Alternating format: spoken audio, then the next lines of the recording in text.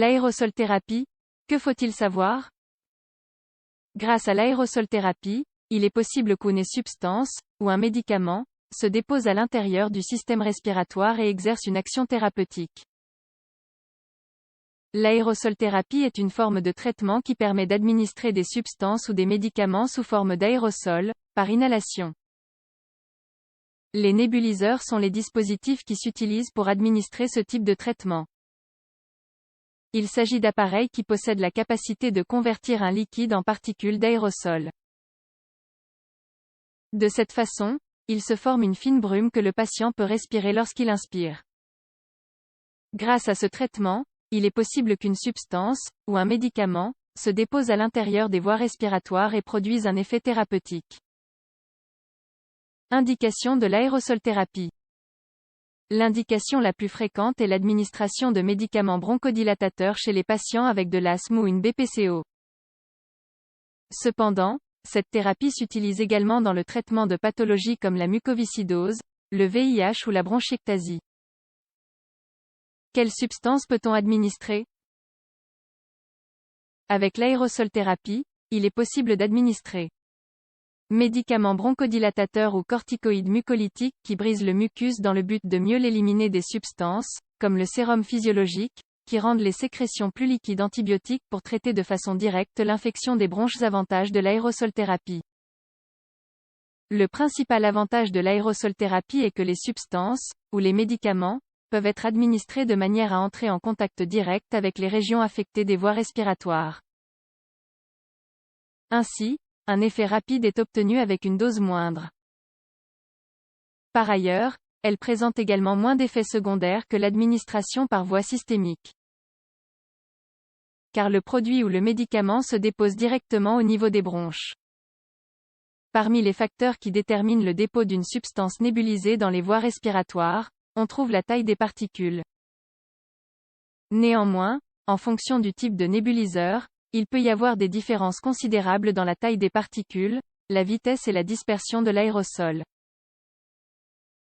Concernant les facteurs qui dépendent du patient, on trouve l'âge, le schéma respiratoire lors de l'inhalation, les conditions des poumons. Quels sont les risques et les complications?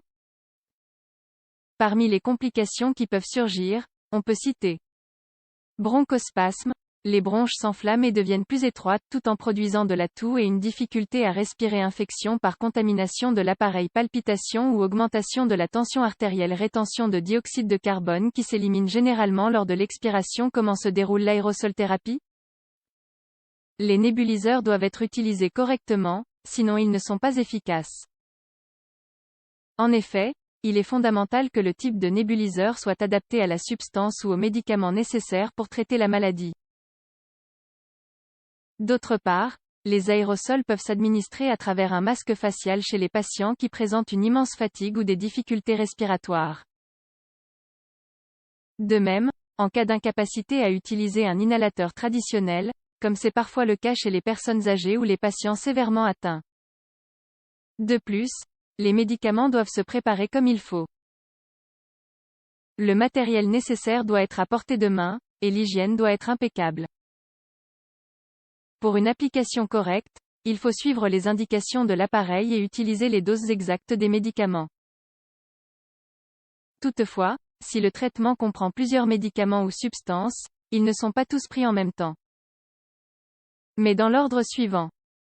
Bronchodilatateurs ou corticoïdes, substances pour fluidifier les sécrétions, physiothérapie respiratoire, pour mobiliser et expulser les sécrétions, antibiotiques, pour traiter l'infection dans les bronches. Il est préférable de faire le traitement en position assise avec le dos droit et la tête vers l'arrière. Ainsi, nous évitons que l'aérosol affecte les régions non souhaitées. Après l'usage de l'appareil, il est important de le nettoyer et de le désinfecter. Type de nébuliseur. Nébuliseur à ultrasons, l'aérosol est produit par la vibration d'un cristal piézoélectrique. Ce type ne convient que pour la nébulisation d'eau et de sérum physiologique à des concentrations différentes. Type jet, il consiste en une chambre de nébulisation dans laquelle on génère un aérosol au moyen d'un flux gazeux. Ces appareils sont parfaits pour nébuliser les bronchodilatateurs, les anti-inflammatoires, le sérum physiologique à différentes concentrations, les mucolytiques et aussi les antibiotiques nébuliseurs à maille vibratoire.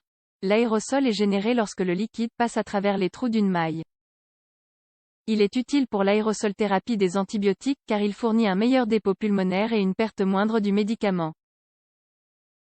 Conclusion. Afin de réaliser un traitement efficace avec l'aérosolthérapie, il est essentiel de suivre la prescription médicale.